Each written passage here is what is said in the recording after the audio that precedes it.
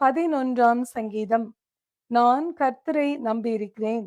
பின்னை ஏன் நீங்கள் என் ஆத்துமாவை நோக்கி, பட்சியைப் போல உன் மலைக்கு பறந்து போ என்று சொல்லுகிறீர்கள்?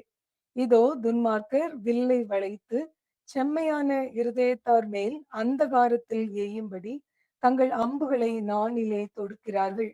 அஸ்திபாரங்களும் நிர்மூலமாகிறதே. நீதிமான் என்ன செய்வான்? கர்த்தர் தம்முடைய பரிசுத்த ஆலயத்தில் இருக்கிறார். கர்த்தருடைய சிங்காசனம் பரலோகத்தில் இருக்கிறது. அவருடைய கண்கள் மனுபுத்திரரை பார்க்கிறது. அவருடைய இமைகள் அவர்களை சோதித்து அறிகிறது. கர்த்தர் நீதிமானை சோதித்து அறிகிறார். துன்மார்க்கனையும் கொடுமையில் பிரியமுள்ளவனையும் அவருடைய உள்ளம் வெறுக்கிறது. துர்மார்க்கர் மேல் கண்ணிகளை வருஷிக்க பண்ணுகிறார். அக்கினியும் கந்தகமும் கடுங்கோடை கொந்தளிப்பும் அவர்கள் குடிக்கும் பாத்திரத்தின் பங்கு. கர்த்தர் நீதி உள்ளவர், நீதியின் மேல் பிரியப்படுவார். அவருடைய முகம் செம்மையானவனை நோக்கியிருக்கிறது. 11ஆம் சங்கீதம் நிறைவு பெறுகிறது.